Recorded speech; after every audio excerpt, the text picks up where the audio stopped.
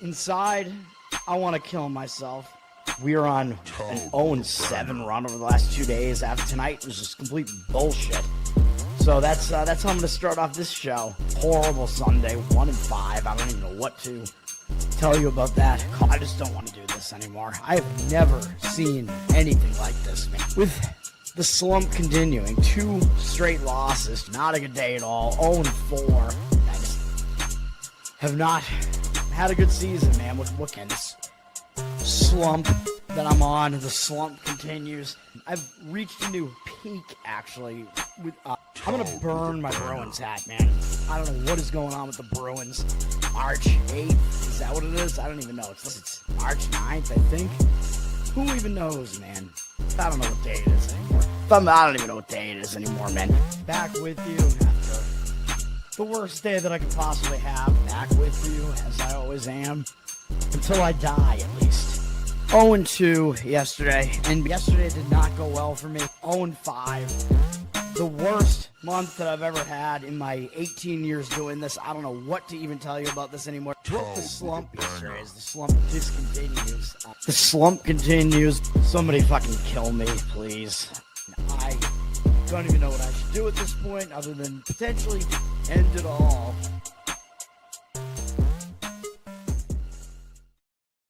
What's up, everybody? It's Toad back with you with Toadstool Sports for Tuesday, March 31st. 1-1 on the show yesterday. Do not fucking praise me. I'm telling you, when I get one play like really, really right, which was the case with the under Yankees and Mariners. Luckily, that didn't go into extra innings, which is where unders go to die. Although maybe it still would have stayed under if it did. But we got the under on that one quite easily. It was 2-1. I think it was the final, and Seattle won. So I'm happy about that too, because fuck the Yankees.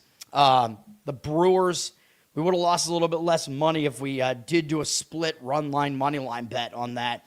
They took the lead in the middle of the game, couldn't get anything going offensively, and then they lost the game on a run with 2 outs in the top of the 9th. I'm fucking pissed. It was a bad day. It was a losing day. Do not celebrate. Do not fucking praise me. We're going to move on to today. We're going to have one baseball play, one hockey play today.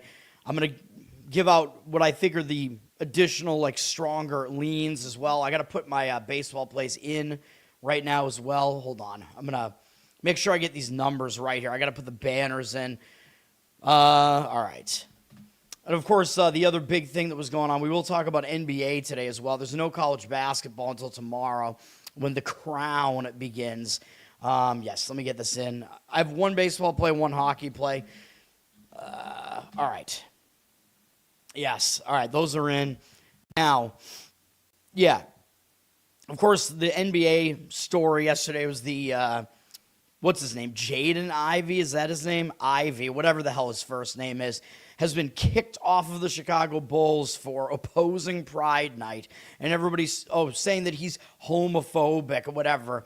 No, he's a Christian. He's sick of this leftist bullshit being forced down everybody's throats, and the cancel mob is still happening. We're still in a leftist cancel culture. You can't say shit. I mean, it happened to me as well, and no, that's it. You speak out at all, you get canned from your job. That's it. At least for him, probably he has some of that NBA money saved up. So my recommendation to him would be to not do anything stupid with that money. You know, invest it, save it. You know, he probably has a good amount of money, so at least there's that. Maybe some other team will sign him as well. That would be the hope, I guess. And shout out to the Patriots, Travion Henderson, who came out in support of him. I knew I had my Henderson jersey for some reason. That's my whatever the hell those those alternate jerseys the Patriots brought out like last year or whatever it was. I have a Henderson jersey in that style. You guys have seen it on the show. I think I wore it on the Super Bowl day. All right, let's get into today. Baseball is where we'll start here. I don't think there's any afternoon action in any of the sports today, but we do have a full baseball board today. There's not as much hockey as I thought there would be, and not a ton of NBA. Texas and Baltimore is the earliest game with these weird start times, 6:35 p.m. Baltimore lost yesterday 5-2 to Texas. I mentioned, Texas, I thought they did have the better pitching. I think they do have the better bullpen here. So that's something to keep in mind. Texas used 3 relief pitchers yesterday. Baltimore also used 3, but I'm going to give Texas a bullpen edge here. Baltimore is the better offense until we, see how the season pans out and see if that's any different. Texas is slated to have Jacob deGrom start here. He was supposed to start over the weekend, and he did not. So Jacob Lotz actually made the start. I believe it's Jacob. I think they're both named Jacob.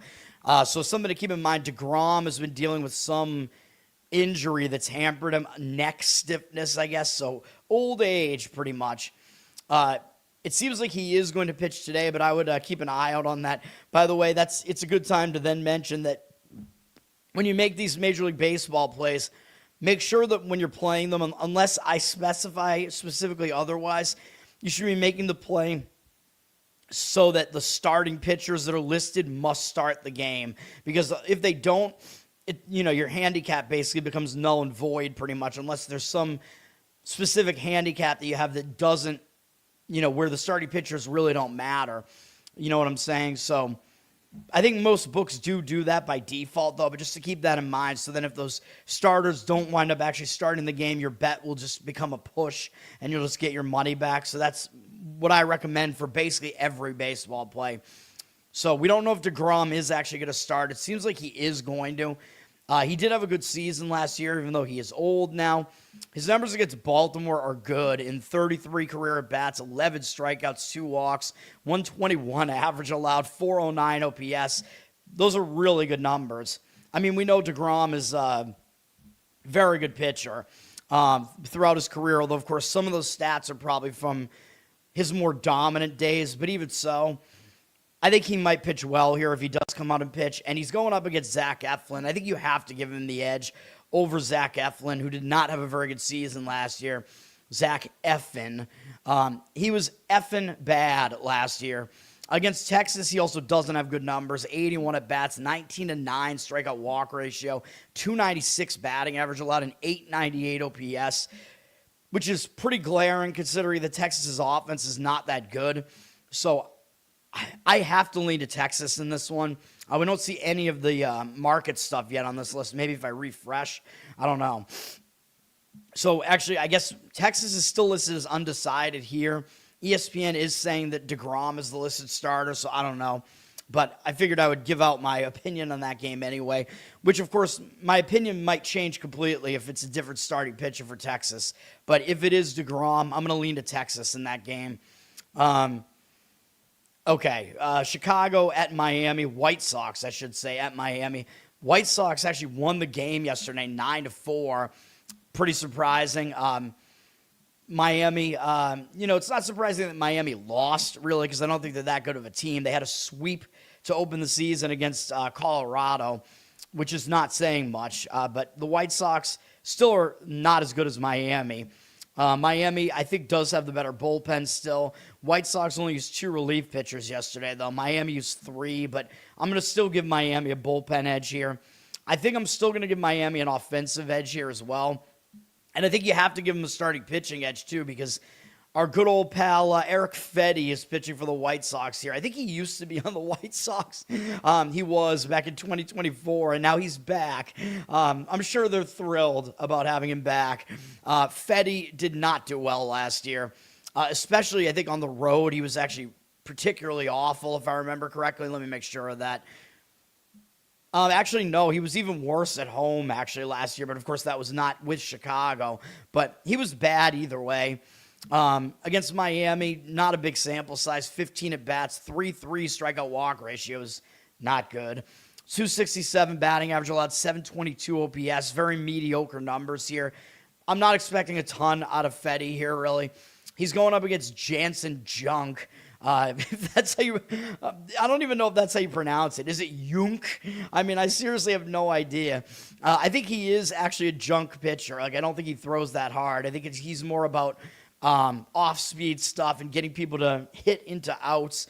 He did pretty well last year, though. I mean, based on his whip being lower than 1.2, that's pretty good. He was on Miami last year. He's still on Miami. And the White Sox have not seen a lot of him. Only 2 of their hitters have ever seen it before. Benintendi has the only hit with a single. They're combined 1 for 3 off him with a strikeout and a walk and a single. So Junk or Yunk is pretty much unfamiliar to the White Sox. I think you got to give him the edge here. So I'm going to lean to the Marlins in this game. Especially, I mean, you could also go with the zigzag approach here too, basically. Well, the Marlins are actually the better team. They had an ugly loss to this White Sox team yesterday, so they could be in bounce back mode, even though that motivational thing I think is a little bit, I don't know, I use it a little bit less in baseball, but I tried to use it with the Milwaukee Brewers yesterday. But the money looks like it does agree with Miami here. 55% of tickets, 86% of the cash. They're up to minus 150, so it's getting a little bit pricey on them. Although, again, I think they do have the advantage, at least slightly, pretty much across the board in this game. So Miami would be my recommendation here. Maybe a split bet, run line, money line. Pittsburgh at Cincinnati is going to be my actual play in baseball.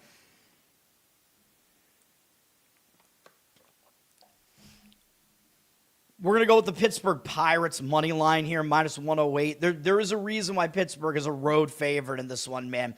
And I know I've been saying that Pittsburgh is overhyped. I'm not buying into the hype. But in this matchup, I do like the Pirates in this one. Cincinnati's off to a 3-1 start. They beat Pittsburgh 2-0 yesterday.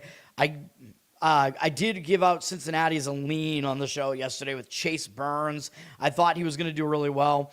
It seems like he did. I haven't looked at the box score yet, but Burns, definitely somebody to keep an eye on. But Chase Burns is not going to be on the mound here. Neither is Hunter Green. He must be hurt because he has not pitched yet for Cincinnati, and he's not pitching today either. I'm going to show you in a minute, but first of all, I do think that because Pittsburgh got shut out yesterday, I do think that Pittsburgh is going to show up with more fire in this game. Pittsburgh only used 2 relief pitchers yesterday.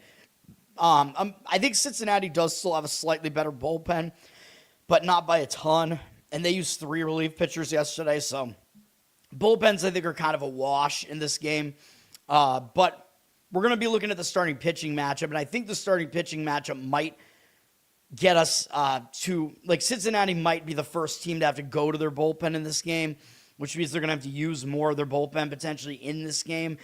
And that's part of the reason why I'm going full game here. The other part of it is just because I think Pittsburgh is going to be actually really motivated to win this game after what happened yesterday. If you wanted to go Pittsburgh over their team total, I would not oppose that either. I think you could do that too. You could go first 5 innings as well. We'll talk about the starting pitching matchup in a minute. If you want to go Pittsburgh first 5 innings, you could do that too. You do have to pay a little bit more of a price for it, probably about minus 120. There is a reason for that. They do have a starting pitching edge, but I'm going with the full thing. I don't think there's that much of an advantage with the bullpens one way or the other. Yes, Cincinnati might have the better offense, but that is the case throughout the whole game anyway. Starting pitching a lot of times can carry through, and I think motivation is going to be a factor for the whole game. Bubba Chandler is pitching for the Pirates. He's good, and nobody knows who he is, man. He's a young guy. I think last year were his first appearances in the majors. 4.02 ERA, doesn't look that impressive, but he had a whip that was below 1, dude. Look at his numbers last year. He gave up 3 or fewer earned runs in every single outing except one outing where he got blasted by the Brewers. Brewers, very good offense. I think kind of an outlier. Give him a pass for that, and he bounced back very nicely. In his final 3 starts of the season last year, he had 20 strikeouts, no walks, and only gave up 2 earned runs. Granted, it was against Washington, Atlanta, who wasn't really doing that well, but he did do it against the A's, too, who do have a pretty good lineup. He was, super impressive in those games. He gave up 7 hits in whatever that is, 16 2/3 innings. I think Chandler is actually the real deal, man, and I think he's going under the radar right now. He's the main reason why Pittsburgh is favored here. Everybody talks about Paul Skeens. Nobody's talking about Bubba Chandler, but he's good. I think he is probably Pittsburgh's second best starter. And he's going up against Brandon Williamson. You look at his numbers. This is from 2024. Yeah, his numbers look all right in 2024, but he hasn't pitched in the majors since then. And he wasn't going deep into games back then either, and he only made 4 appearances. So what are we really going to get out of Williamson here? I think that's really, really in question here. We don't know exactly what he's going to do at all. Now, Williamson, he did have 1 full season, which we can kind of look at back in 2023. He was okay. 4.46 ERA, 1.28 whip. Nothing stellar, really. He wasn't really that good of a strikeout pitcher. Strikeout walk ratio was below 3, which isn't really that good. So based on all that, I think he's kind of a mediocre pitcher. And the fact that he is not a dominant pitcher and he hasn't pitched for multiple years in the majors, really hasn't really done much for 3 years at this point. That would really concern me about Williamson. Going up against Pittsburgh here, they only have 11 at-bats against them, 273 average, 788 OPS. So, yeah, he's pretty unfamiliar with them. But Chandler, I think, has literally never been seen before by the Reds. So, Chandler does have an advantage there, too, where I think he's the better pitcher. And the fact that he's never been seen before, that gives him an extra advantage. And the fact that he pitched in September, so he's more fresh. I mean, of course, these guys went through spring training and whatever, so it's not like they haven't pitched this year or whatever, but still, Chandler has that more recent major league experience. He's got those games under his belt, finished really strong in September. So, yeah, we're going to go with Pittsburgh in this one, man. The money is starting to somewhat disagree with me after Pittsburgh flipped to minus 111. 74% of tickets, only 72% of the cash on them. That is starting to worry me a little bit, but we're going with it. I think it's the right side. I think it's the best play on the board in baseball today. So we are going with it. Pittsburgh Pirates, money line. All right, we have Washington at Philadelphia. Another inexplicable result yesterday. Washington beat Philadelphia 13-2 yesterday. That alone would have me looking towards Philadelphia in this one, man. The fact that Philly is 1-3 and Washington's 3-1, don't buy into that at all. Do not. Philadelphia is clearly the better team here. Even if Philly doesn't have the greatest bullpen, Washington's, I believe, is going to continue to be even worse. Washington, I just don't see what there is to like about them, man. I think we're looking at a small sample size. You can't read into the early season results here too much. Philly is the better team, and they got absolutely stomped at home yesterday. So I think you're going to see a huge effort out of Philadelphia here. So that alone has to be looking towards Philly here. But I also think they probably have a little bit of a bullpen edge because Washington's is just that bad. Although Washington only used 2 relief pitchers yesterday. Philadelphia used 3, though, which isn't too bad. Philadelphia has the better offense. I think that's not in question at all. But we look at the starting pitching matchup. P.J. Poulin is pitching for the Nationals here. P.J. Poulin, what is he, French-Canadian? He's from Marion, Massachusetts, apparently. This guy is a relief pitcher, so it looks like Washington is going with like a bullpen game here. And I just said their bullpen is ass. So that doesn't seem like a good thing to me. Even though I know I've said that in the past and it's worked out okay. But I'm not going to really trust Poulin here. I mean, he has actually pitched already a couple of times, but he's been a little bit shaky. I mean, he's got a couple of walks in there, more walks than innings pitched. That's not good. He's probably only going to be in this game for about an inning or so. Philly is only 1 for 10 off him with 4 strikeouts and a walk. But again, you're going to get him for like 1 to 2 innings probably. And then the Washington bullpen is pitching the majority of this game. That's not good. He's going up against a very interesting case in Andrew Painter pitching for the Phillies here. Not sure if he's related to Purdue basketball coach Matt Painter. Probably not. Andrew Painter is a very, very interesting situation here because he was a top prospect in baseball. He was drafted in 2022, I want to say, or 2023, and he was supposed to be like one of the top 5 pitchers in all, like top 5 pitching prospects in all of baseball, and he tore his UCL, I believe. Had to have Tommy John surgery, tried to come back from that last year and had like some nerve injury in spring training, got injured again and was not able to pitch again. So he has not been able to make his major league debut yet. He's still only 22 years old, though. And a lot of times when these guys have these surgeries really early, like that, they bounce back from it a lot better. This guy, I mean, he was very, very, very good in college, which is why he was drafted so high. Like, he throws hard. He can hit 100 miles an hour on his fastball. I think he has like a really nasty slider as well, if his stuff is working. Changeup, and then probably a curveball, something else that he mixes in. I don't know what else he has. He throws like 4 pitches primarily, though.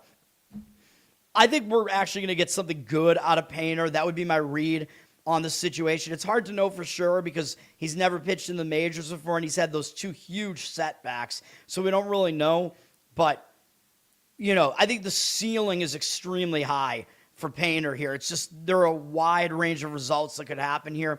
He gets to go up against a pretty bad Washington lineup here. I think you have to give Philadelphia the advantage here, and maybe even a pretty big one here. Philadelphia would be my recommendation in this one, although if you want to take Painter out of the equation because you don't really know what you're going to get, you could go Philly over their team total. That might be the way I would do this because I think they're going to tee off on Washington in this game.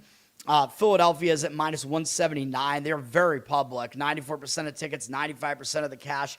That worries me, but to me, I think they have the advantage like throughout this game. Like, if you forced me to give you a side, I would lean to Philadelphia in this one. It would probably be like a split money line, run line play.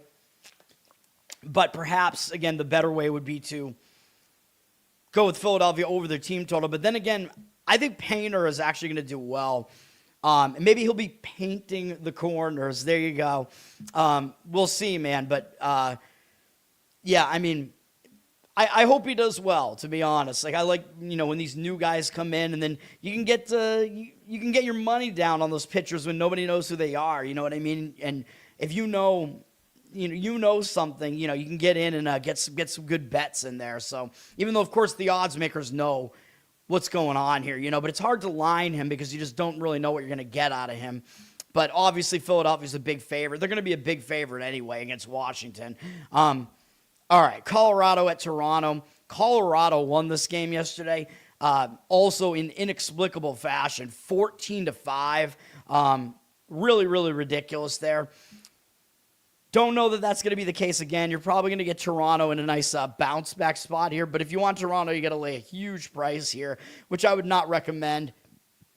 Ryan Feltner is pitching for the Rockies. He's not their worst pitcher. I mean, their pitching is just not good in general. But he's done mediocre against Toronto in 31 at-bats, 8.4 strikeout walk ratio. 226 average allowed is quite good.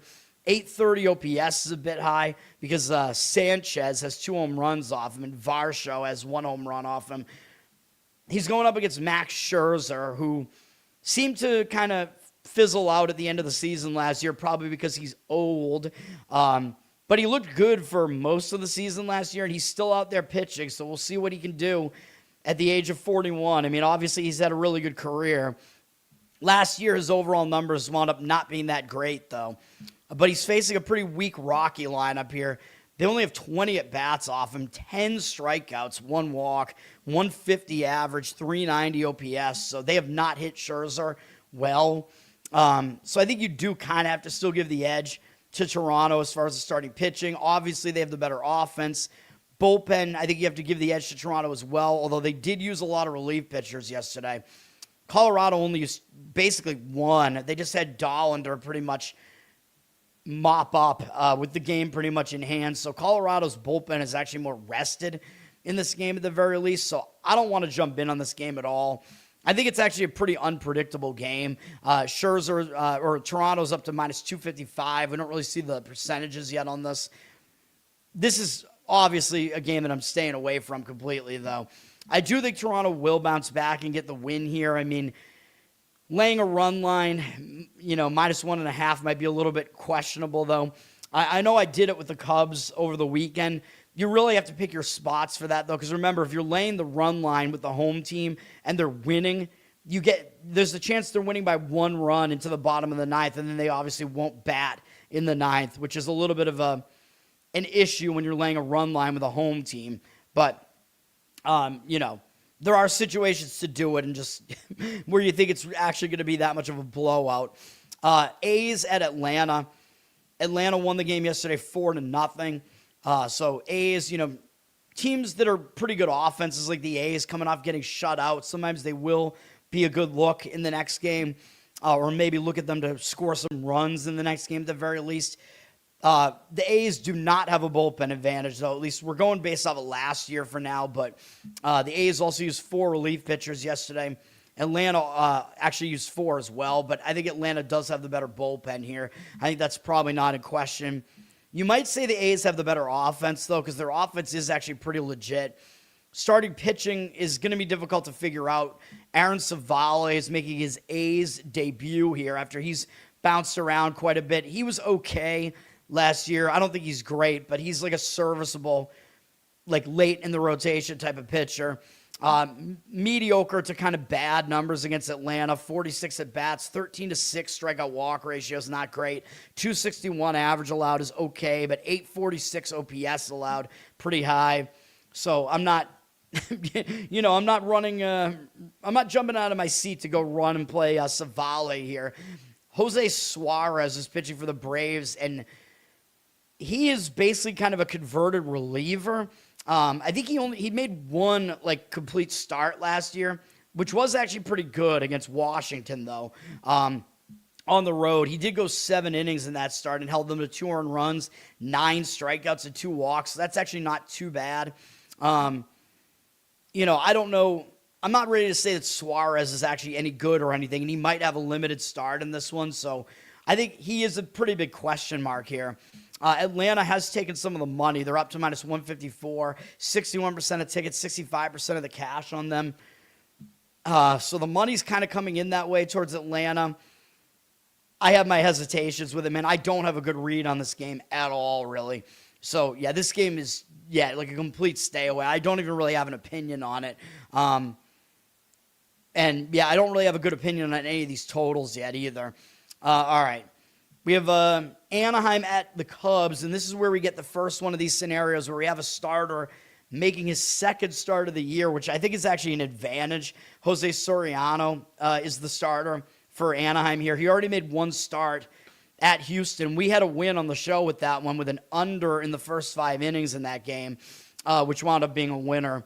Soriano, part of that handicap was that he was actually really good on the road last year, and he was terrible at home for whatever reason. He is on the road here as well, and it looks like the wind is blowing in Wrigley this time because we got a low total this time.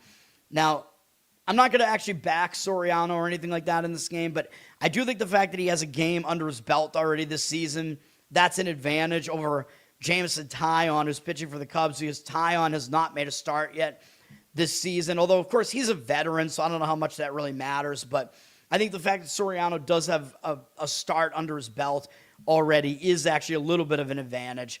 Now, Anaheim, they did lose 7-2 to the Cubs yesterday. Maybe they'll be in a little bit of bounce-back mode. As far as the bullpens, Anaheim's bullpen stinks, so the Cubs definitely have the better bullpen. Anaheim only used 2 relief pitchers yesterday. The Cubs only used 1.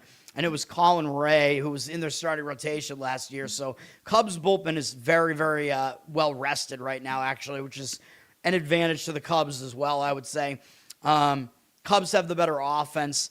So the question is, does Anaheim have any starting pitching edge here besides the fact that Soriano is good on the road and already pitched once?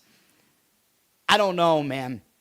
He pitched okay. He did walk 4 guys in that game and kind of got away with it because he was very unhittable, which the walks are a little bit of a concern.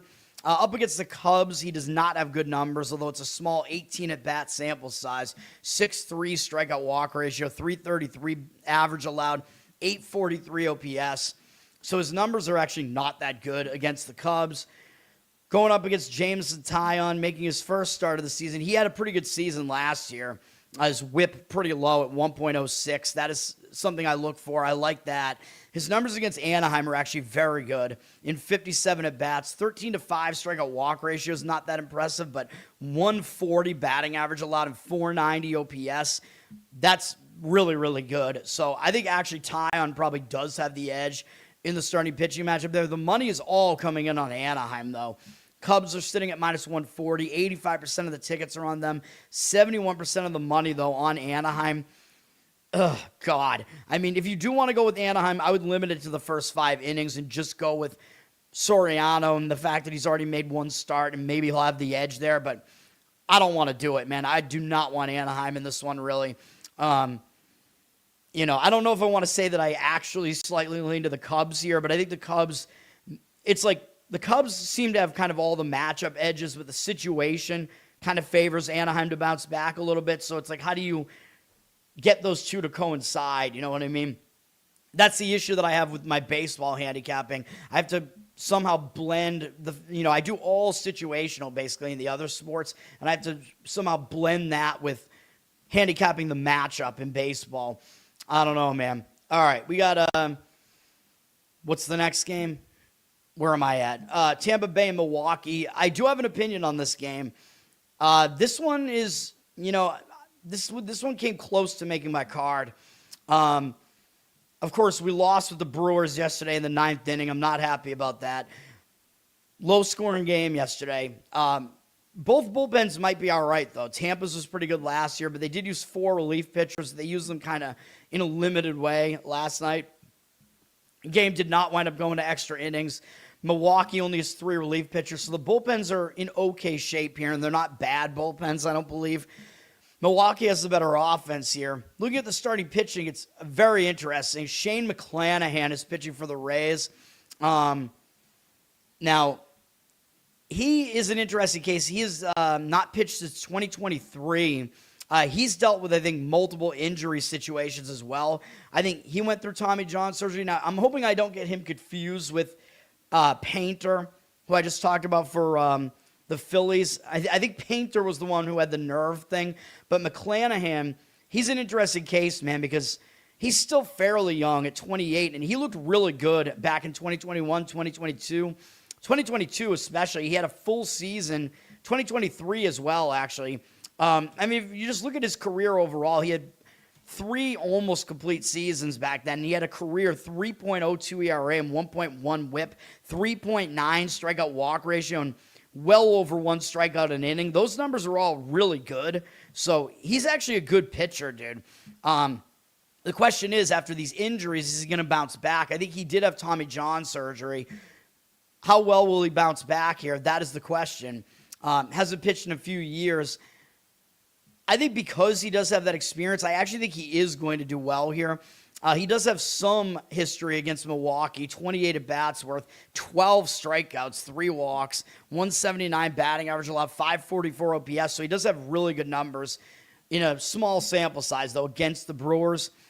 I'm going to lean towards McClanahan actually doing well. Like, a lot of times when you have these guys who are guys that do have experience, like, Painter is kind of a different story because he's never pitched in the majors before, so we don't know how good he's actually really going to be. With McClanahan, because he has had almost 3 complete seasons in the majors, I think when he's coming back from injury, I think he is actually going to get pumped up and actually come out and try to pitch really well here.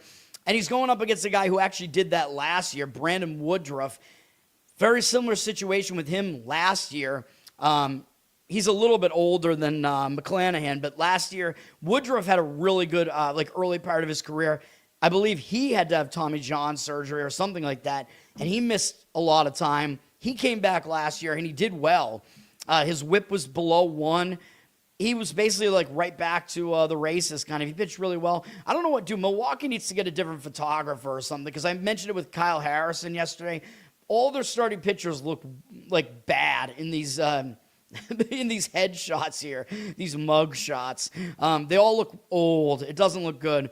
Woodruff against Tampa does have good numbers and 22 at-bats. It is a small sample size, but 5 strikeouts, no walks, 182 batting average allowed, 455 OPS allowed. So you probably know what my opinion is on this game, and it is under. I would go under in this game. It's at 7.5 juiced. Minus 120 to the under right now. All the money looks like it is coming in on the under. That is the way I would play this game as well. This one is almost on my card.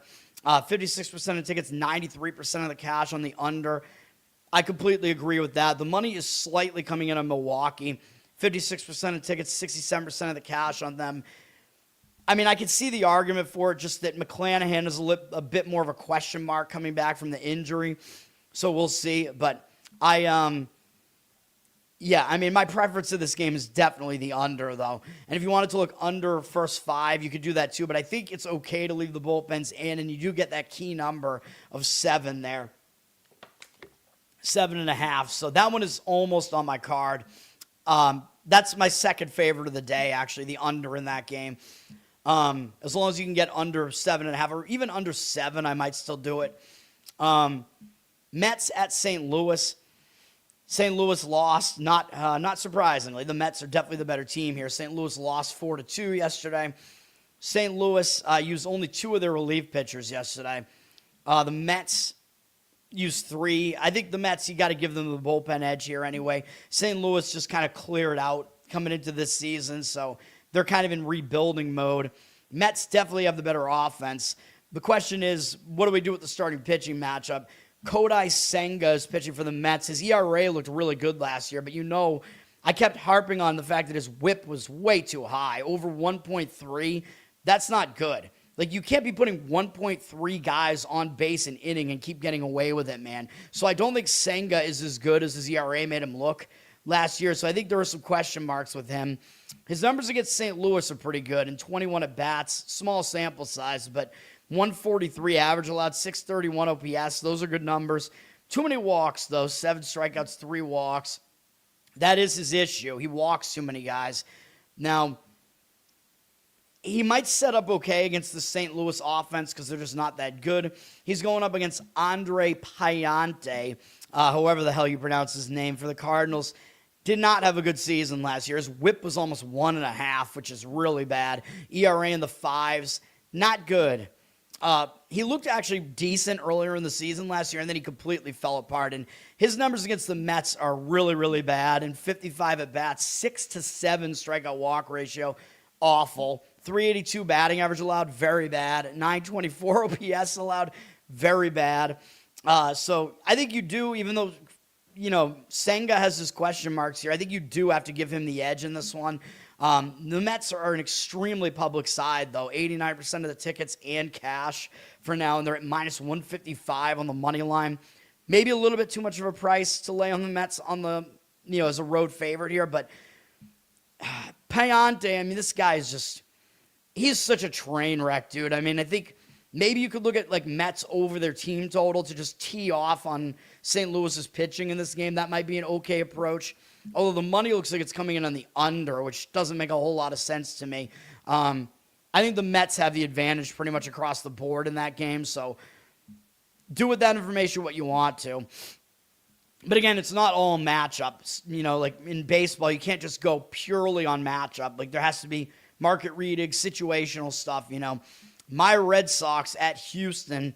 Red Sox, again, had a bad game yesterday. Lance McCullers, I think, actually pitched well. Suarez was not particularly good in his Red Sox debut, but all the panicans are freaking out about the Red Sox, man. Oh, my God, all these offseason moves were terrible, whatever.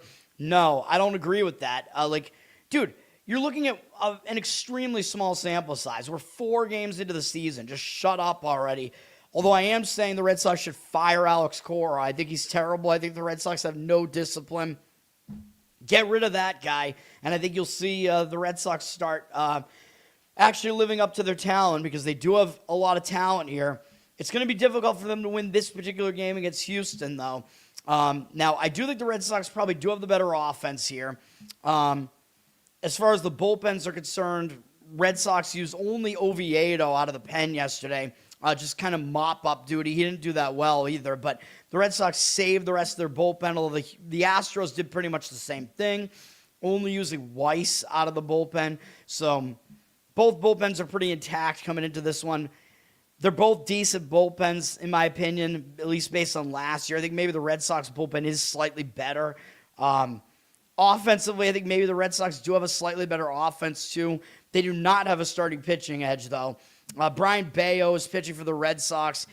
I keep talking about how I think he puts too many guys on base. His whip wound up being okay-ish last year, still a little bit higher than I would like to see, indicative that his ERA should be a bit higher than it was. The advanced analytics guys really don't like Bayo. His advanced analytics basically tell you his ERA should have been in the 4s last year. He gets a lot of ground ball outs, which is kind of what saves his ERA.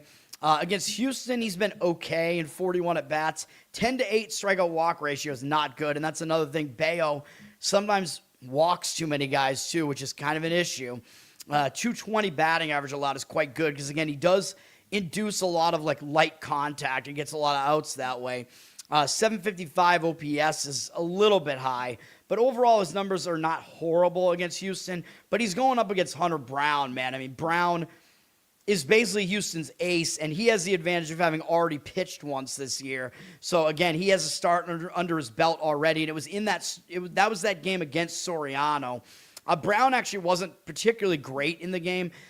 He walked 4 guys. He threw way too many pitches and had 9 strikeouts, which was a lot, in 4 2/3, but he kept Anaheim off the board in the game. Brown, now that he has a game under his belt, we know how good he is. I think he is going to pitch better in this game, so I worry about the Red Sox in this one, man. Brown has been pretty good against them in the past. 51 at-bats worth already, even though Brown's a young guy. The Red Sox have actually seen a bunch of him. 15-6 strikeout walk ratio is not that great, but 216 average allowed and 607 OPS. And some of these numbers were back, like Brown, when he first came into the season, he actually wasn't that good. When he first came into the majors, in his first season or two, he wasn't that good. But last couple of seasons, he's basically become an ace for Houston. So all that is included in these stats here. But overall, yes, I think Brown is good. I think he is better than Bayo. So the money is coming in on Houston. I don't really disagree with it. 69% of tickets, 79% of the cash on them. They're sitting at minus 143. I'd probably agree with the Houston money line there. It's just the way that it is, man. Detroit at Arizona. This was one of my somewhat stronger opinions here. There's Verlander. Dude, Verlander's going to have to hang it up, man. He actually did okay against Arizona last year. He got wrecked last night. That was bad. Arizona got the win against Detroit 9-6 yesterday. Possible the Detroit bounces back here because Arizona is still not a good team. They can hit, but other than that, they can't do anything. Their bullpen is really bad. It could be potentially the worst in baseball, and they used most of their bullpen yesterday, too, so that is not good for Arizona. Detroit used less of their bullpen. They used 4 relief pitchers. Arizona used 7 or 6 or whatever. So Detroit definitely has a bullpen edge. More rested and better bullpen here. Detroit has an offense that probably isn't quite as good as Arizona's, but I think it's at least close. And then starting pitching, I think Detroit does have the edge here, even though I'm not really that much of a fan of Casey Mize. He had an okay season last year. He wasn't as good on the road, though. So that's something to keep in mind. That's because I like Detroit in this game, but one of my hesitations is Mize wasn't quite as good on the road, although he didn't have really significant home road splits, unlike Arizona's pitcher in this game, which I'll talk about in a minute. Mize against the D-backs has actually been mostly good in 33 at-bats, 152 average, allowed 529 OPS. That's all really good, but he's allowed a lot of walks, 6 strikeouts, 8 walks, but you can give him a pass for that, I think, because Carlos Santana, as usual, is most of these at-bats, and he has 6 walks. So he draws a lot of walks, and pitchers pitch around him as well, or they did early in his career. So I think Mize, his numbers are actually okay against Arizona. I think he will do okay in this game. Brandon Pfaadt is pitching for Arizona. His last season was pretty much a fart for him. I mean, he was really bad last year, which was kind of surprising because he's actually not that bad. If you look at his career numbers, the previous couple of seasons, I think he was significantly better than what he was last year. Very, very strange. The one thing about him last year, though, was he was actually really good in this stadium, believe it or not, even though this is a hitter-friendly stadium. He had a 3.24 ERA at home last year and 7.71 on the road. That's absolutely insane. Even though, this is a hitter-friendly park, he allowed 4 home runs at home in 97 1/3 innings pitched last year. And then he allowed 22 home runs on the road in 79 1/3 innings pitched. Insane. I've never seen home road splits like that, really. Over the course of an entire season, those might be the most significant splits I've ever seen. It's unbelievable. It's like he's a completely different pitcher. I don't know what happened to him on the road last year, man. I don't get it. Because, again, a lot of pitchers struggle in this stadium. So very strange. So I don't know if I quite want to fade Pfaadt pitching at home, man. That's the thing. His numbers are not really good against Detroit at all, though. In 25 at-bats, 4.0 strikeout-walk ratio is fine, but he's allowed 3 home runs to them, 360 batting average, allowed him 1,160 OPS. Those are bad numbers. So I do like Detroit in this one. I like them to bounce back from a bad game yesterday. I think Mize has the advantage here. I think there's a huge bullpen advantage for Detroit in this one. Arizona's sitting at minus 112. Detroit looks like they're pretty public, though. 94% of the tickets on them. 55% of the cash on Arizona. So the money for now is indicating on Arizona. I don't understand that. I don't get it at all, man. I really don't. I'm going to lean towards Detroit in that game. But that one's not on my card, but I actually considered it. Yankees at Seattle. We got the under right with this game last night. Seattle with a 2-1 win last night with a late run. Luckily, we did not have to sweat extra innings, although I think if it went into extra innings, we still would have gotten the win on the under. But, dude, extra innings, they have to get rid of the ghost runner, dude. I don't even understand it. It's a COVID relic. You don't earn the base runner. You put the base runner on second automatically in extra innings. It's so fucking stupid. Some of the best games in history have been these long extra inning games. Like, what are we doing here? But anyway, I think Seattle does have the better bullpen out of the two teams here, but they did use 4 relief pitchers last night. The Yankees used 4 as well. Actually, they used 5, but Doval was only Doval was only in there for 2 pitches, so he's probably available again. I think the Yankees have the better offense here, although Seattle's is not that bad. Max Fried is pitching for the Yankees, and actually, in this case, both starting pitchers already have pitched once this season, so both of them already have that advantage of already having pitched once.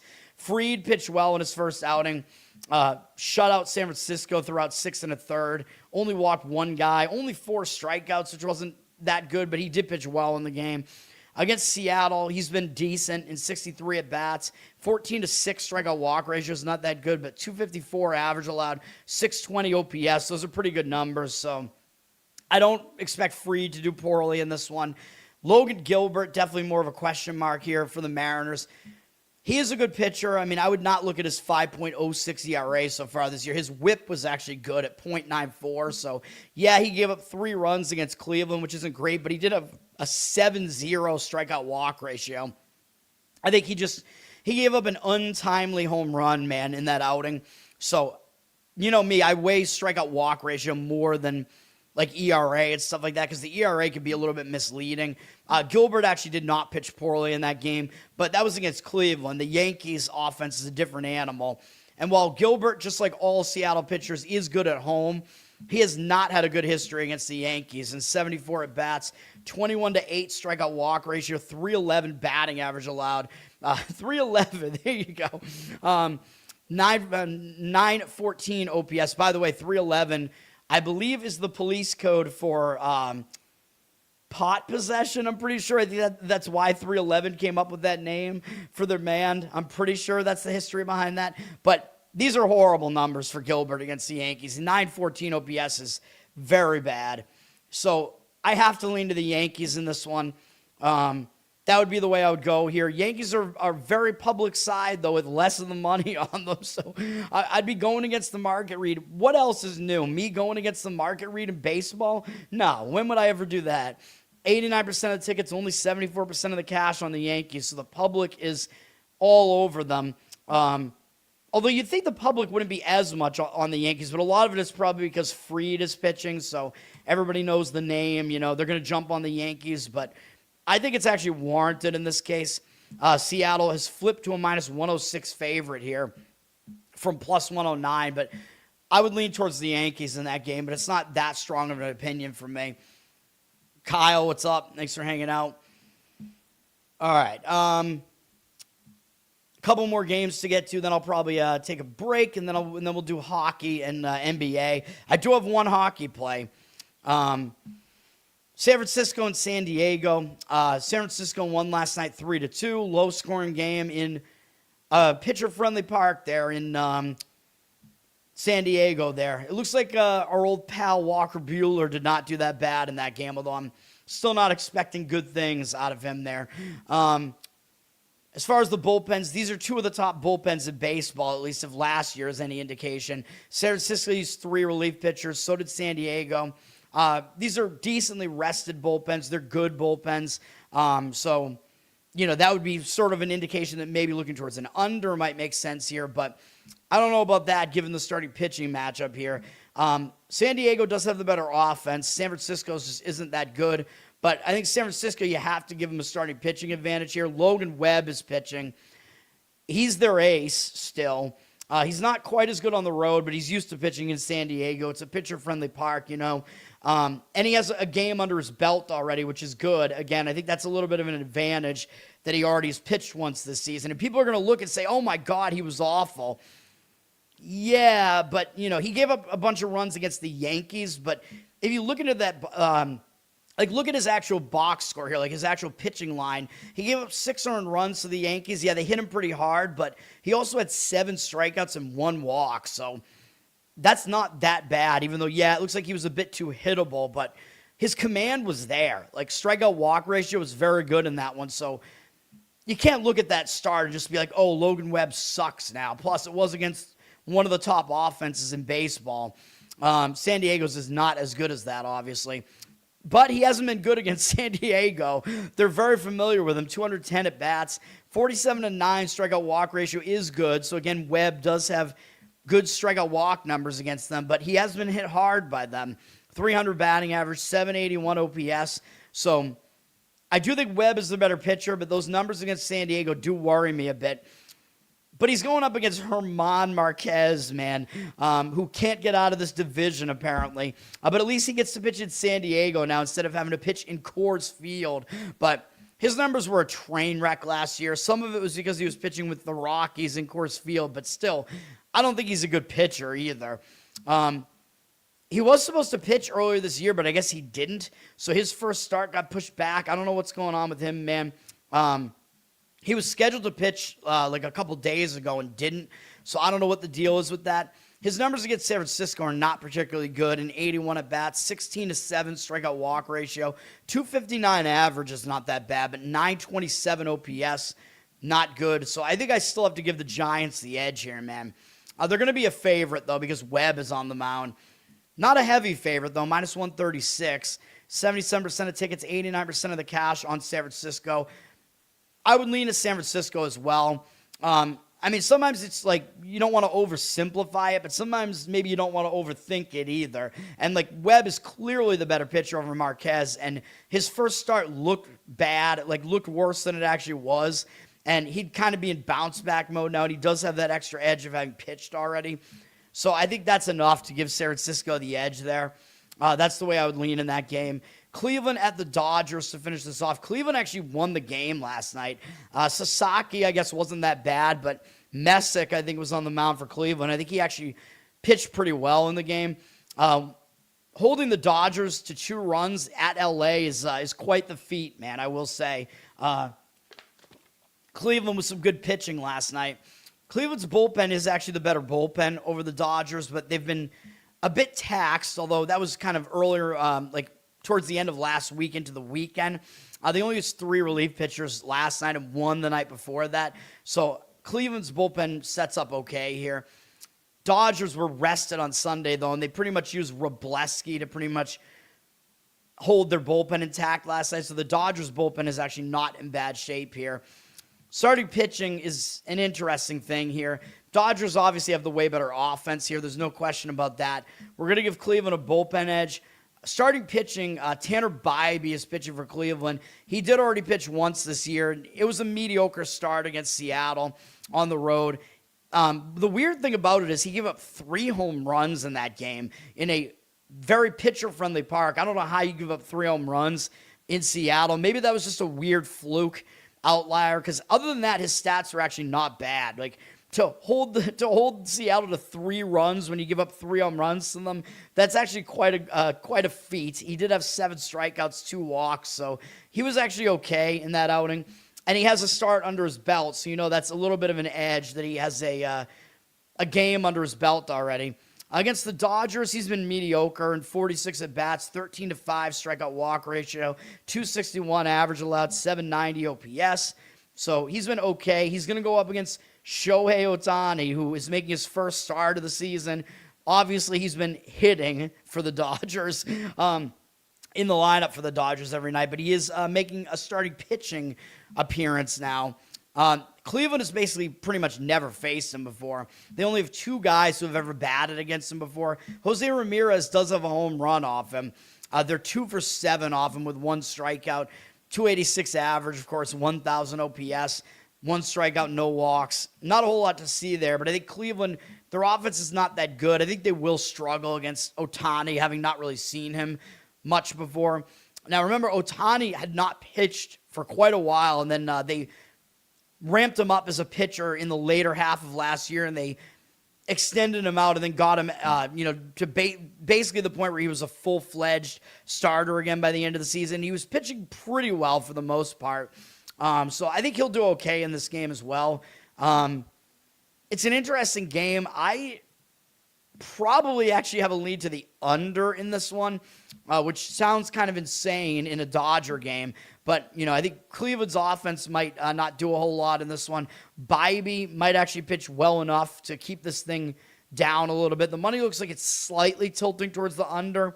It's a total of 8, which is somewhat low for a Dodger game. Dodgers are also minus 250 now, up from minus 230. I wouldn't want anything to do with the side here. I don't really have a good opinion on the side. Of course, the Dodgers are the better team. They're the way better offense, and they are at home. But I already talked about it. They probably do have a slight pitching advantage as well in this one, with Ohtani being pretty unknown. But, both starting pitchers do have some edges that I like in the game. So those are my thoughts on that. We're going to go to hockey in a minute. Let me see here. I do have one hockey play.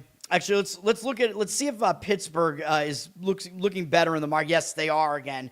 Pittsburgh is getting more of the cash again. Yes. So if you missed that, the Pirates are my one actual baseball play of the day. NHL, I'm going to give you guys one play. I'm going to leave this board up here. You can see if you can figure out what game it is. Dive into the schedules, and you know how I handicap. Maybe you'll be able to figure it out. I'll be right back, and then we'll do that.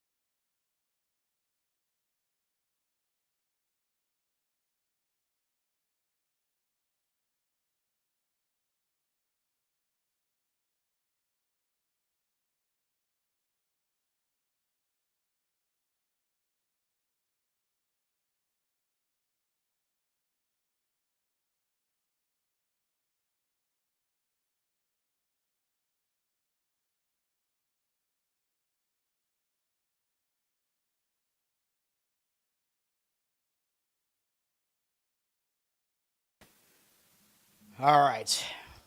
Hockey, let's go. First game up is a pretty good one. Dallas at my Boston Bruins here. Now, I have the NHL standings up here because what you'll notice here is the Bruins, while they're in a decent position here, they're hanging on to the last wild card right now, and that's kind of because their division is the tougher division in the East here. They do actually have a chance to move out of the wild card if they can somehow leapfrog Montreal here. But they have a little bit more motivation, in my opinion, here because they're trying to make sure they make the playoffs at the very least. So it looks like a decent shot that they will now with a 6-point lead over Ottawa and Detroit and Flyers, though. But we'll see. They got to contend with a lot of opponents here, whereas Dallas is almost virtually locked into the number 2 spot in the Central here, as they're 8 points behind Colorado and 6 ahead of Minnesota. And they're way ahead of the wild card teams. So Dallas is almost effectively locked in here. So I am actually going to lean to the Bruins in this one. I think they have more motivation, and they're a home underdog here. And we know that the Bruins have been quite good at home. Dallas played on Sunday. They're finishing up a road trip. They've not had a successful road trip. I think Dallas is just kind of in cruise control mode right now, man. Like, they just don't really need to win that many of these games. So maybe they'll try to get up for it to try to not have a losing road trip here. But they're playing a third game in 4 days, fourth game in 6 days, fifth game in 8 days, all in different cities. Bruins coming off beating Columbus in a ridiculous comeback. That was a loss that we took on the show. I don't know what that was. Columbus blowing a 3-0 lead with like 10 minutes to go, maybe even less. I don't know, man. Huge comeback win for the Bruins, though. Bruins have won 5 of their last 6. Coming back home from a single game in Columbus. They're playing a third game in 4 days, too, but 2 of the games being at home. Bruins, like I said, they're also really good at home. 27-10-1 at home. Dallas is pretty good on the road, too. 22-8-8. But I got to lean to the Bruins here, man, because, again, home underdog that just has more motivation here. Not going to be on my card, but Dallas is minus 125. They're a public side, 75% of the tickets on them. Everybody likes Dallas. I mean, they're a very good team. There's no doubt about that. Bruins still not really getting the respect from the public and whatever. 69% of the money on the Bruins, though. I agree with the money there. I would lean to the Bruins as the home underdog there. It would be Moneyline if I was going to do that. Islanders at Buffalo. Islanders, they're kind of in the mix here, fighting to maintain their playoff position right now as the third team in the Metro. They just got killed yesterday by Pittsburgh, 8-3. So, yeah, they're on a back-to-back, but I mentioned that wasn't the greatest spot for them because they just beat Dallas, Florida. I know Pittsburgh is one of the playoff contenders they're fighting with here, but Buffalo also a big game here. So I think the Islanders just kind of sleepwalk through that game, really. I think they will bounce back here, actually, even though they are on a back-to-back. They're only going to Buffalo, so it's not a huge travel spot here. After getting just totally embarrassed yesterday, it does mean that Rittich is probably going to be in net, though, and he hasn't played since March 14th, so that's a little bit of a concern. They did win that game, but Sorokin has been their goalie the entire time since then. Probably it will be Rittich this time, though. Although the last time they hit a back-to-back, Sorokin still played both games, so you never really know, I guess. But I think the Islanders will show up and bounce back here. Buffalo, they're more secure in having a playoff spot, man. Yeah, they're fighting for seeding here. They have a chance to get, like, the 1 seed in the Atlantic and whatever, so they do have that to play for. But I think the Islanders have a little bit more to play for here. Buffalo is well-rested, though. They're staying at home, and they haven't played since Saturday, and they ended a losing streak with a win on Saturday. But I actually lean to the Islanders in this one. I think you're going to get a little bit more I think you'll get a little bit more value on the Islanders because they're on a back-to-back and Buffalo has way more rest. That might push the line too much towards Buffalo. They're minus 193 here. They're definitely a public side. 90% of tickets, 94% of the cash on them. I don't want to do it, but if I was going to do anything with this game, I might actually take the shot with the Islanders on like the puck line, something like that. Maybe a split bet, puck line, money line. Montreal at Tampa Bay. Montreal did just beat Carolina in their last game, but as I just pointed out, Montreal is still trying to hang on to their playoff spot right now. They're not going to miss the playoffs, I don't think, but they are, they could potentially drop into a wild card spot or something like that. But they're coming off a big win over Carolina, man. They just beat Carolina twice in a week span, so that's pretty good for them. Now they're going to play Tampa Bay, a third game in 4 days, all in different cities. Fourth game in 6 days, all in different cities. That's not that easy to do. Yeah, they should be motivated. They should get up for a game against Tampa Bay. Tampa Bay is more solidified in having a playoff spot, although I think they are fighting for a 1 seed right now, but maybe that's not enough motivation. But Tampa Bay is staying at home. They just barely skated by Nashville in their last game. Johansson was in net there, so their better goalie, Vasilevsky, will be back in net for this one. I actually like Tampa in this one, man. Montreal, it's just tough to maintain that effort that many games in a row, Tampa is sitting at minus 163 now. 70% of the tickets are on Montreal, 77% of the cash on the Lightning, though. Looks like for some reason the public seems to like Montreal in this one. It looks like a pros versus Joes type of split here for whatever reason, but I'm going to agree with the market there. I would slightly lean towards Tampa, but not that strong of an opinion. Ottawa at Florida. Florida pretty much on the verge of being eliminated here. They're not playing well recently either. Ottawa is trying to make the playoffs here. Ottawa did just lose at Tampa Bay. They've had a couple of days off, so they're pretty rested here. They're going to try to win against Florida, you'd have to imagine, even though they do have Buffalo up next, which is a pretty big game. But, they don't want to go 0 for 2 on the Florida trip here. So I think Ottawa will be motivated. Florida, maybe more questionable. They've lost 3 games in a row. They're coming back home from playing 2 games in New York over the weekend, Saturday and Sunday. They lost both.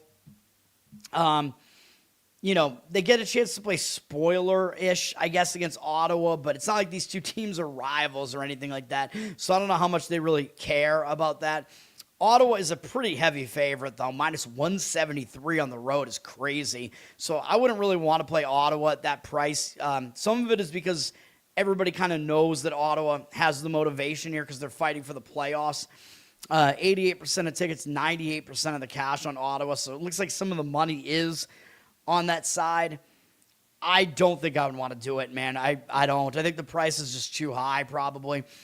So that game I don't even really have that good of an opinion on. I think I would stay away from that one completely. New Jersey at New York, which I feel like I should do this whenever they play each other, man. Hold on. Where's it at? You know what I'm looking for. Will you sit down? Hey, man, I'm just trying to support the team. You sit down. You're disturbing everybody. Sit down. Oh, yeah, because you're a Rangers fan and you know I'm messing with their heads.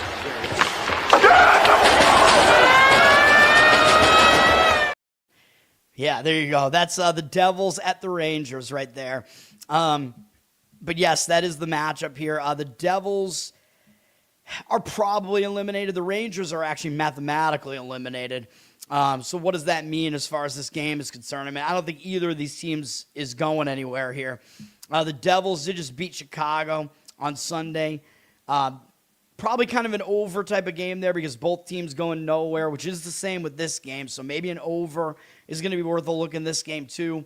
New Jersey's played a lot of games recently. They're playing a 3rd game in 4 days now, 4th game in 6 days, 5th game in 8.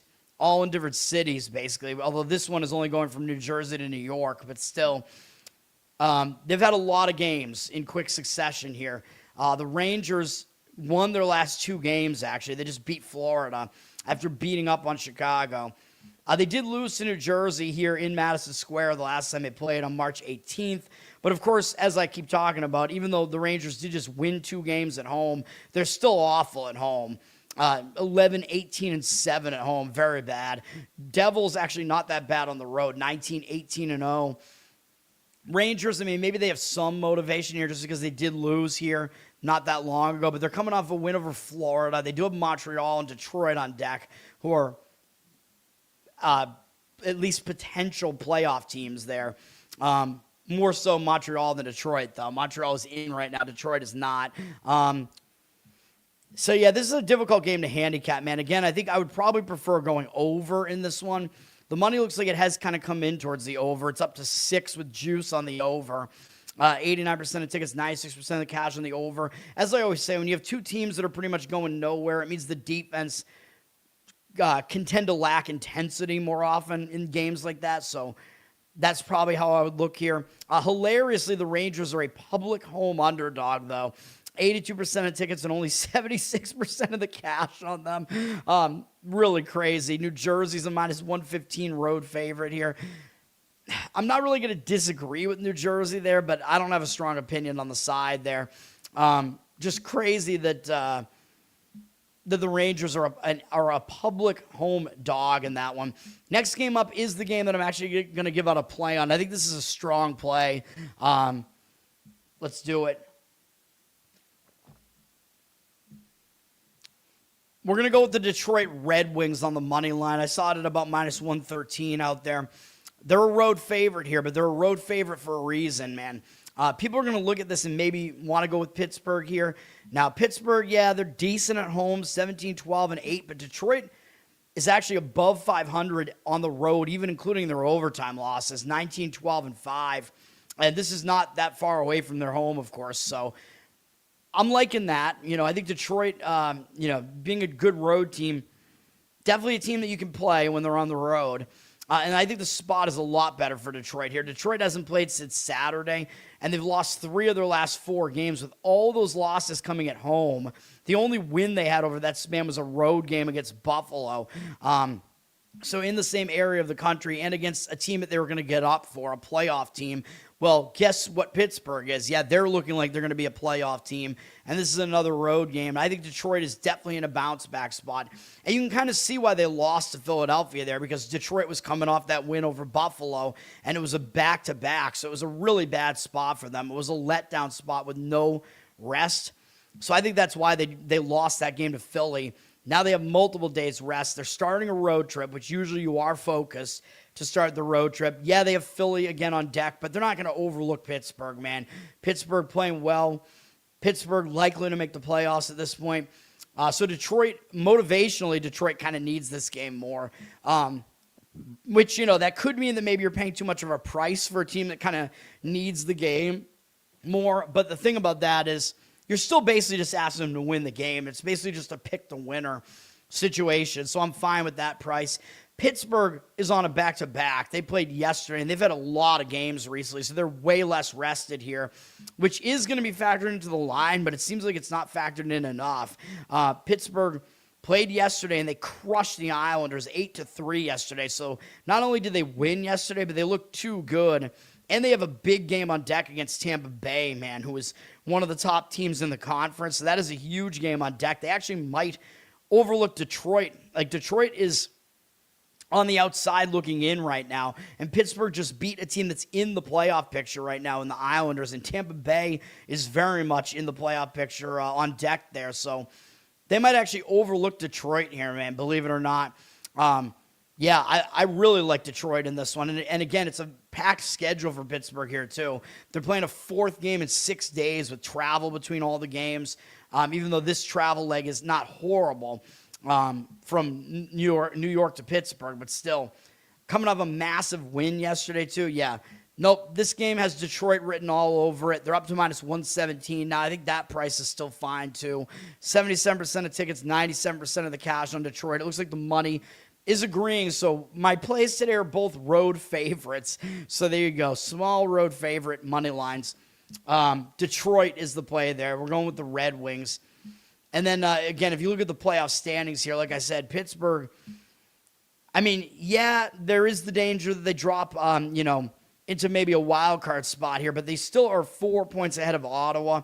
So they're not going to drop completely out of the playoffs here.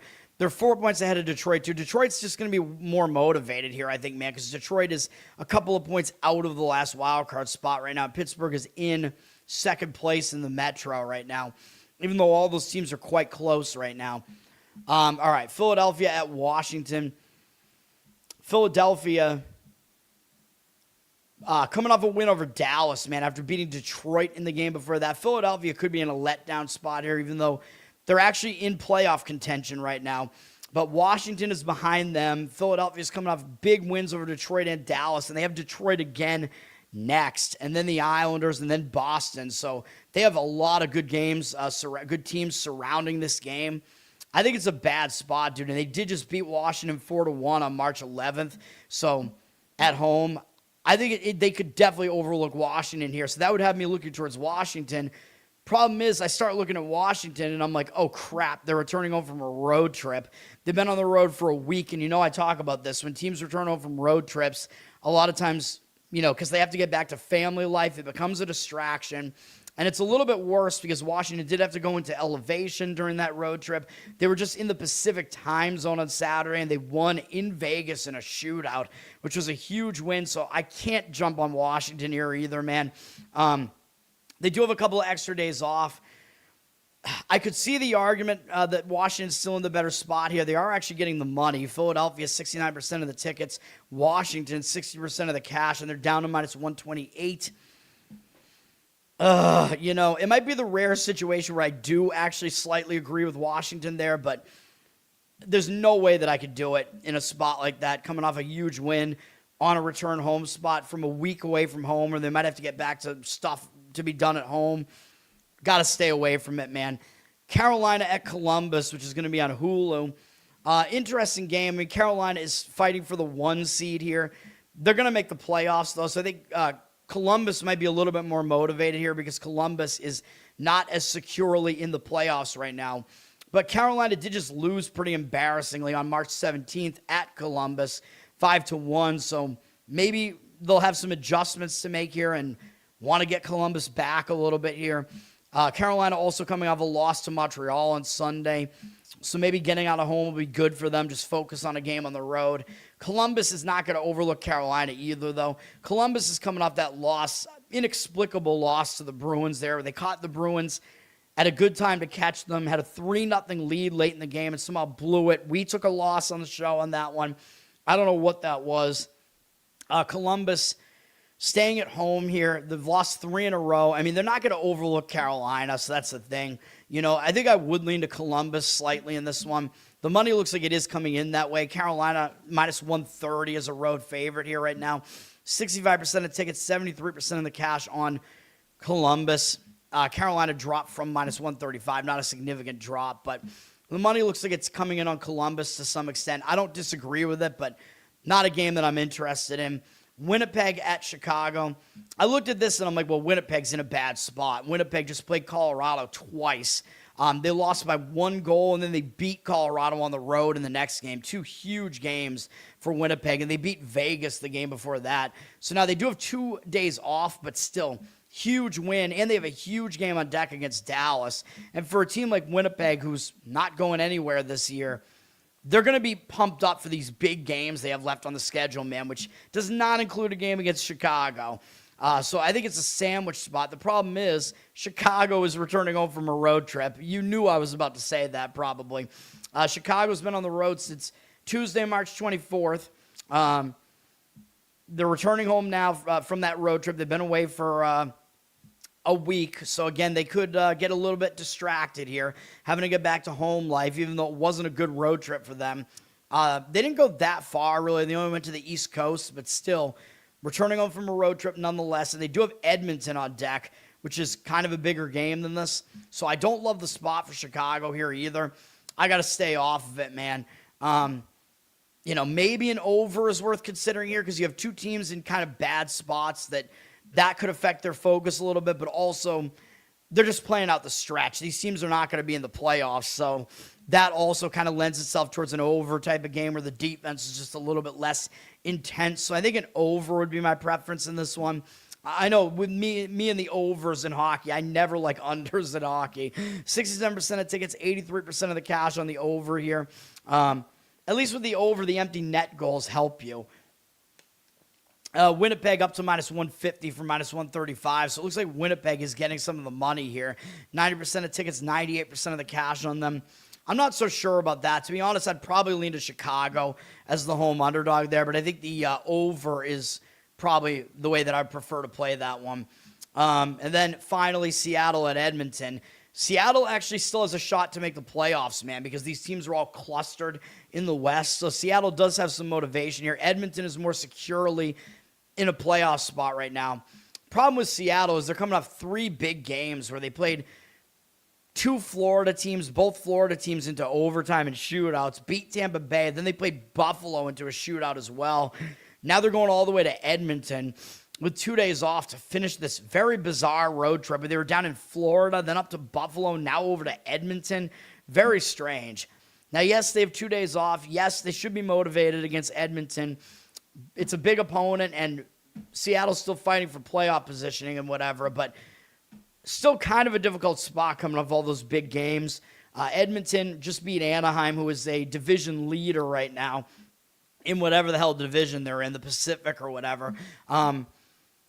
Edmonton does have 2 days off as well. They're staying at home. I don't know that the days off are going to disrupt their momentum, but they might overlook Seattle, though, so that's kind of the thing, although they only have Chicago on deck, which is not a big deal. Difficult game to handicap. Edmonton is down to minus 178 from minus 190. 95% of tickets, 99% of the cash on Edmonton. Not going to really buy that cash percentage there, but Edmonton is going to be somewhat of a public side. Overall, I might still lean towards Seattle just because Edmonton might just not have as much motivation there, but it's not a strong opinion for me there at all. So I gave you my plays there. We'll do NBA, and then I'll get out of here. NBA, we have 6, 7 games, whatever this is.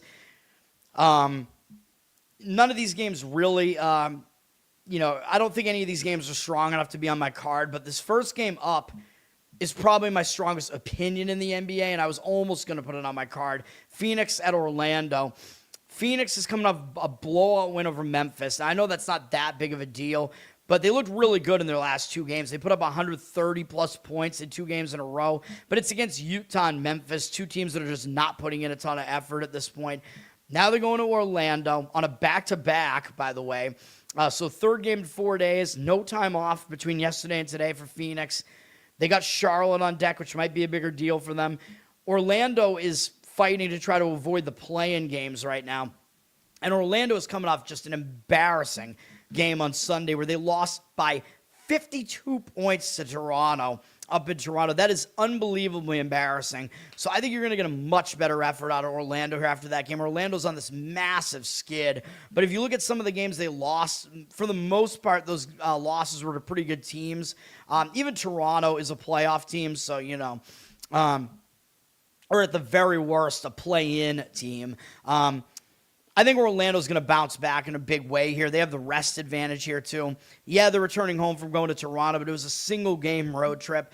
I like Orlando here. And Phoenix looks like they're getting Dylan Brooks back in this game, too. So that's, I think, bad, actually, in the short run. I think it's good in the long run because, obviously, he's one of their best players.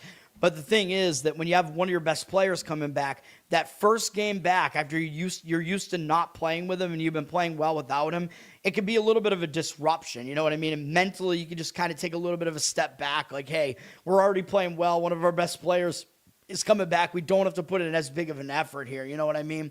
So that might be an issue, although at least with Brooks, though, he didn't play yesterday. So that's helpful to the fact that Phoenix is on a back-to-back. They'll at least have one player who did not play last night.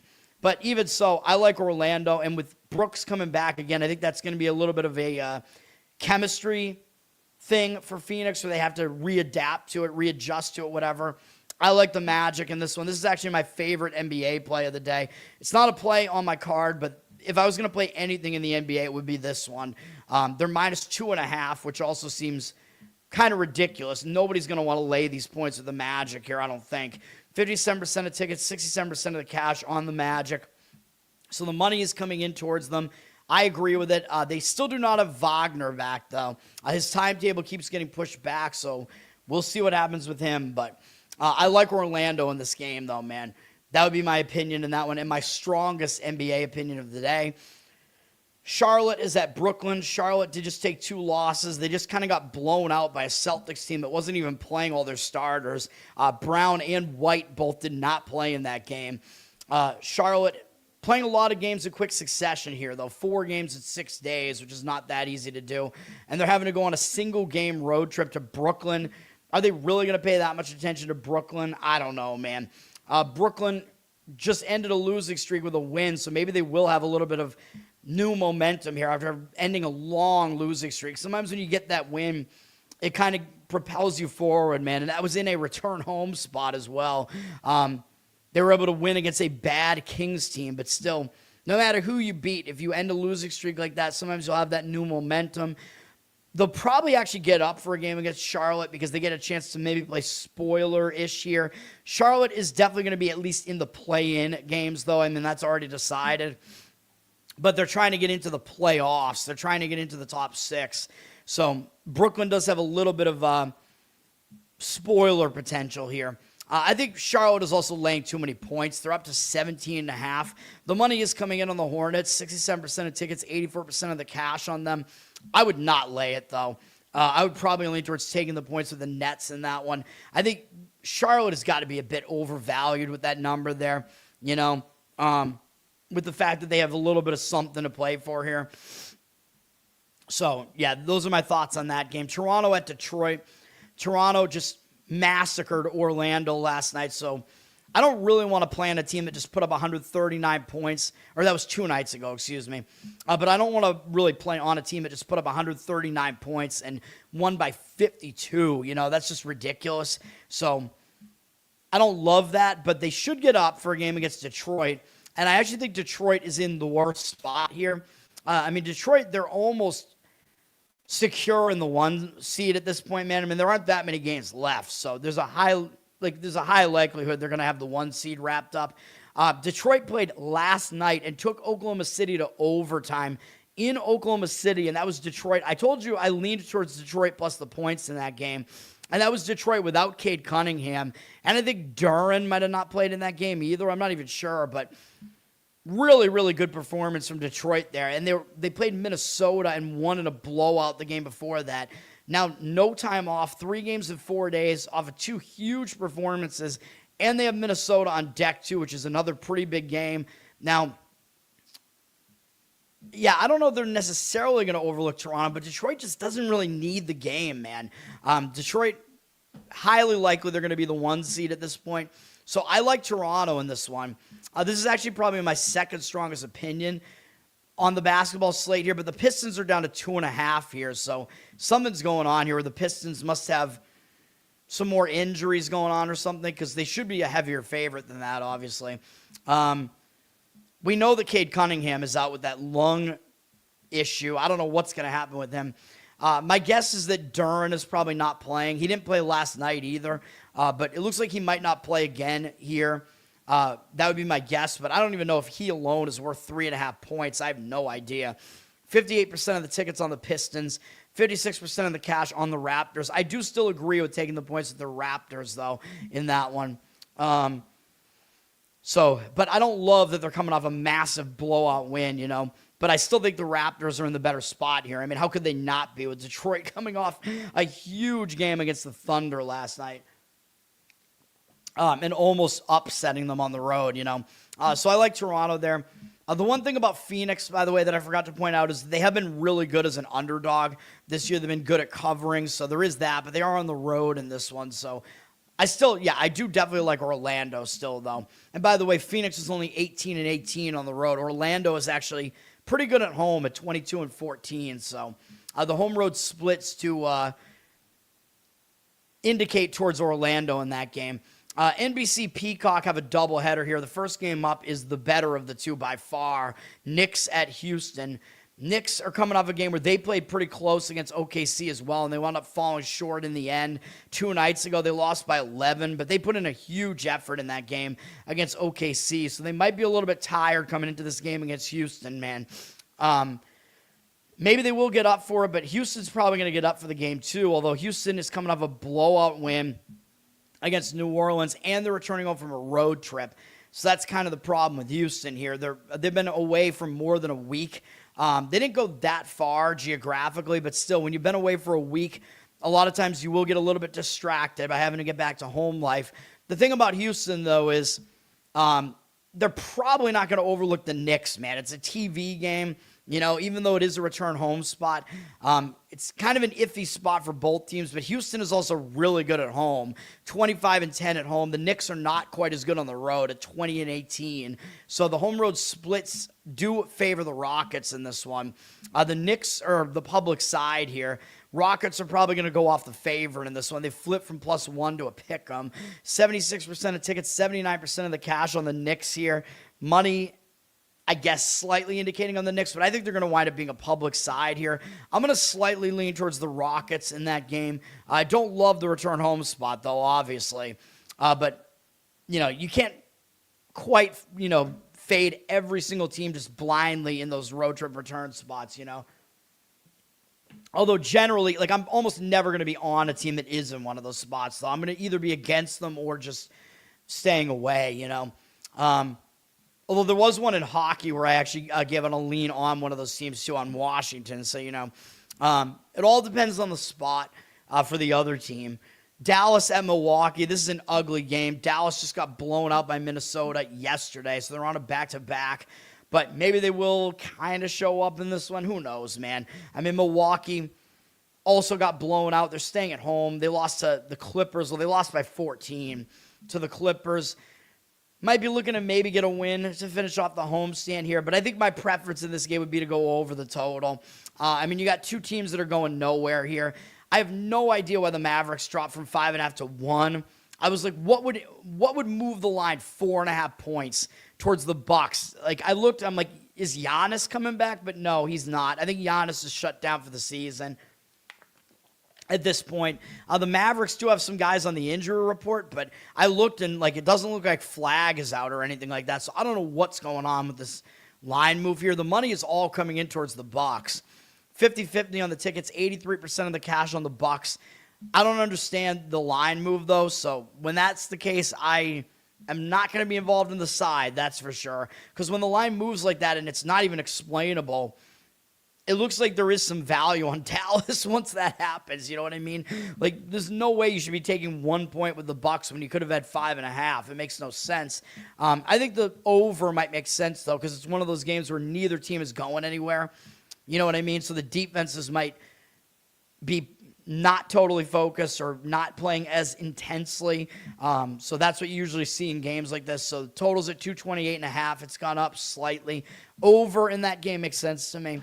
Kind of, you know, those games kind of turn into scrimmages a lot of the time. Cleveland at the Lakers, this should be the second game in the NBC and Peacock doubleheader, man. I don't know what we're doing with the other game that's on it. This game is 30 minutes before that game, though, so I guess they need that extra time. They got to separate the two games by 3 hours for whatever reason. This is one of the best games of the night, though. Cleveland getting to play against LeBron again, you know. Cleveland's coming off playing last night in Utah. So they're on a back-to-back coming out of elevation, which is not that easy. They did not have a great game last night against Utah. They won by 9. I believe they did not cover. So I leaned towards Utah in the game to cover, and I believe they did. Let me see. Yeah, they were 16.5-point dogs. So Cleveland's coming off that game. Yeah, it's a back-to-back. Yeah, they're coming out elevation. So it's not the easiest spot, but they didn't play that well last night either. I think, you know, they're probably looking ahead to the Lakers a little bit, but the Lakers, they're playing really well right now. They're staying at home. They played last night too, but they had an easy game against Washington, and they're not having to travel. Yeah, they have OKC on deck, but they're not going to overlook Cleveland, I wouldn't imagine. Lakers, both teams are playing for playoff seeding at this point, so the motivation is pretty similar for both sides.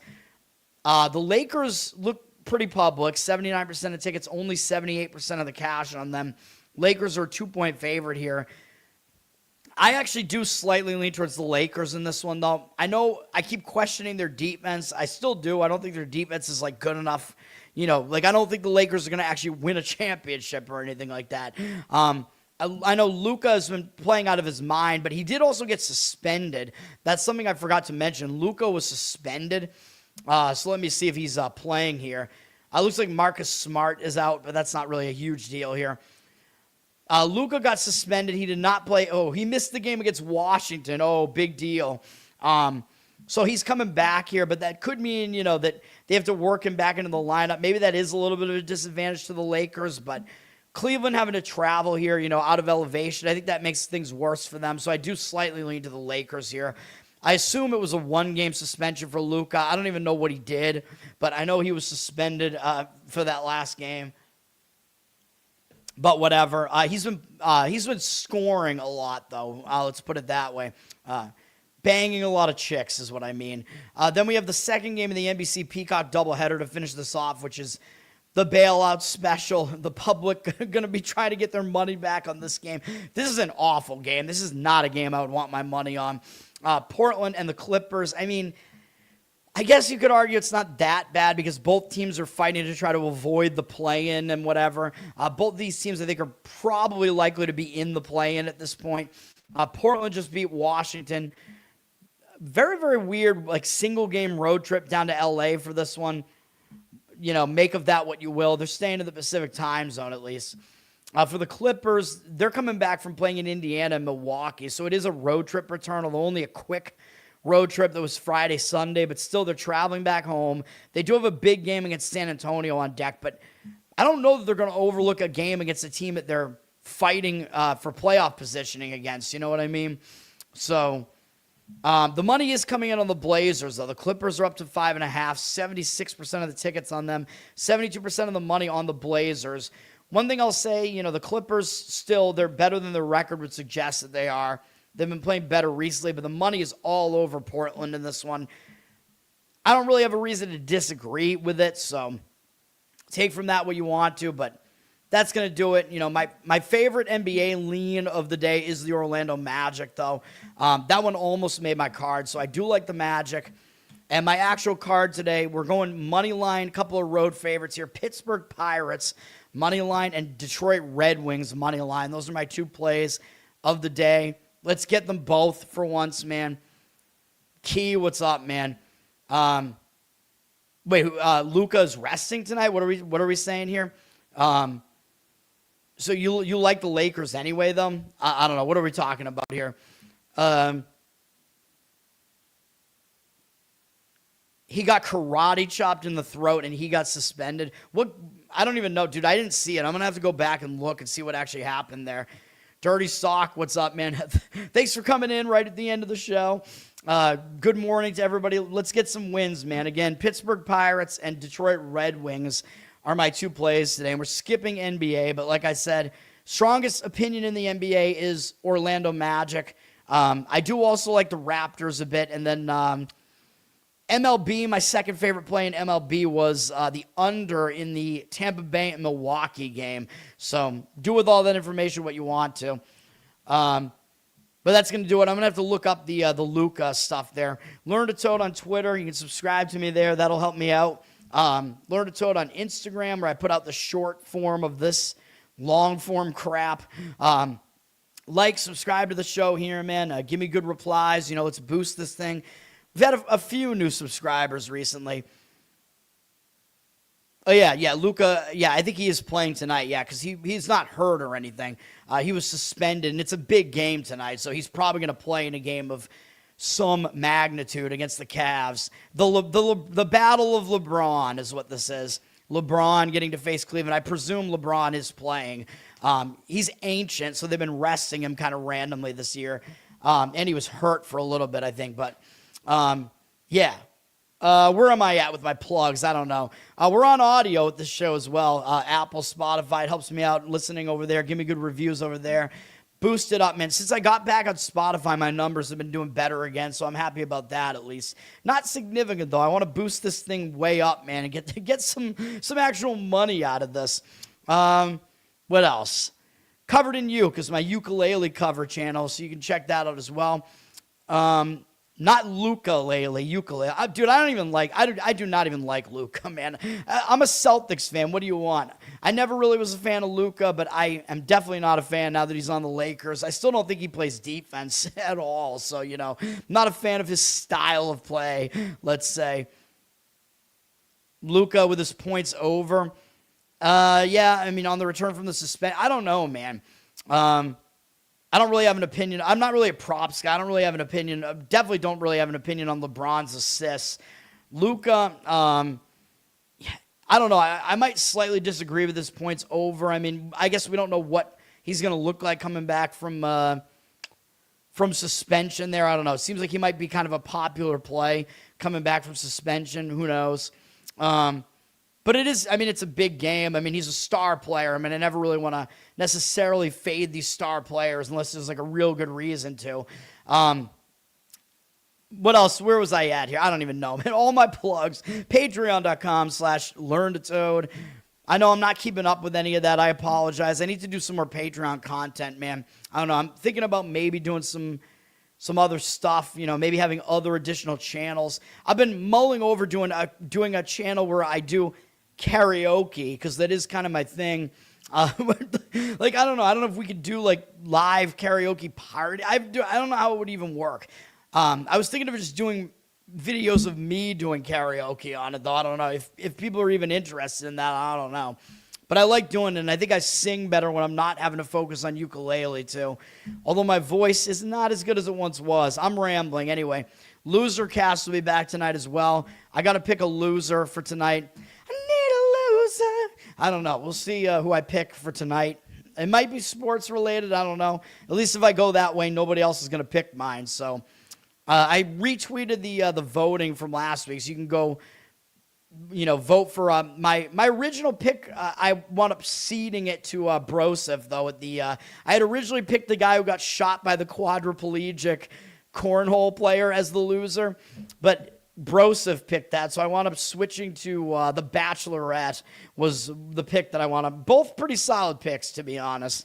So you can go check out Losercast from last week if you have no idea what the hell I'm talking about. By the way, I think the Bachelorette season is still going to air, man. I mean, the whole thing is recorded, so it's like kind of stupid that they wouldn't air it just because she's abusive and she is still a huge loser. She threw a chair and almost hit her kid. She's an idiot. But still, you would think that they would still just air the show that they've already filmed, you know what I mean? And then we can make fun of the guy who won, the guy who won the privilege of getting to date that psycho woman. All right, that's going to do it. I'll be back tomorrow morning. We got basketball. College basketball resumes tomorrow with the college basketball crown. And then we will have, of course, the Final Four. I have opinions on both games, actually, in the Final Four. I'm probably going to have at least one play on those games. And then the NIT Final Four is being played on the same days, which makes no sense to me. I don't know why they're doing it that way. I'm kind of rooting for Auburn, though, just to piss off the Miami, Ohio people. The Illini, I do actually like them in that game. Maybe I'm biased because I can't stand UConn right now, and I can't stand Dan Hurley. And I don't know, something about Illinois, man, something about this team I kind of like with just this arsenal of Eastern Europeans that they have. I'm picturing them all because of the Brad Underwood picture where he's in that like Russian mob like tracksuit. I'm basically picturing their entire team being like the Russian mob right now. Maybe they're getting into naked bathroom knife fights in Eastern Promises. Very underrated movie, by the way. Eastern Promises. Awesome movie. With Viggo Mortensen. But yes, there is a famous scene involving a nude knife fight in that movie. I saw that movie in the theater, and there was a guy down in the front row. There were only like 4 people in the theater. I was with my friend Chris, shout out to him, and there were like 2 other guys in the theater. One of the 2 guys fell asleep during the movie and was snoring in a very annoying fashion because it was like one of these like midnight showings or whatever. And the other guy in the theater threw a huge soda cup, one of those giant like half full movie sodas at him and pegged him in the head with it to wake him up. I'm like, this is getting crazy, dude. Like there's going to be an actual knife fight like in this theater. And it could have happened because that entire theater got shut down because too many people were stabbing the seats and stuff with knives and stuff like that. So, yeah, very good area that I'm not gonna say anything else about it. Very good area that theater is in there. All right, I got to get out of here, man. I'm going to be back tomorrow. I appreciate it. Thanks, everybody, for hanging out. I do like Illinois, though, in that game against UConn. Not just because I hate UConn, but UConn, everybody is like, why is Illinois favored in this game? Everybody thinking that Illinois is not the better team when they are, and all the metrics throughout this year suggest that they are. And the game's in Indianapolis, and, I don't know. We'll talk about it when we get to it, but I like Illinois. Hopefully we can get a better number on it, but I think that will actually be on my card, the Illinois play. So, yeah, we'll see, but it'll be probably Illinois money line in that one, but the line might go up. So if you want that, that's kind of an early play. I think it will be on my card. If you want it and you think you can get the best number now, you could probably do it now, but I don't know, dude, because the Final Four is going to be very heavily publicly bet. So, and I expect the public will come in on UConn, so you still might get a pretty good number on Illinois. But I do like Illinois in that one. And, of course, I need Michigan to win the whole thing for my bracket to hold up in any of the pools that I'm in. So, because we lost Duke, who I had in the championship game. Illinois in the Final Four being correct does help, though, because not many people had that. So that definitely helped. But that's going to do it, man. I appreciate it. Thanks, everybody, for hanging out this morning. Let's get some wins. Pirates, Red Wings, let's go. Peace. Until tomorrow.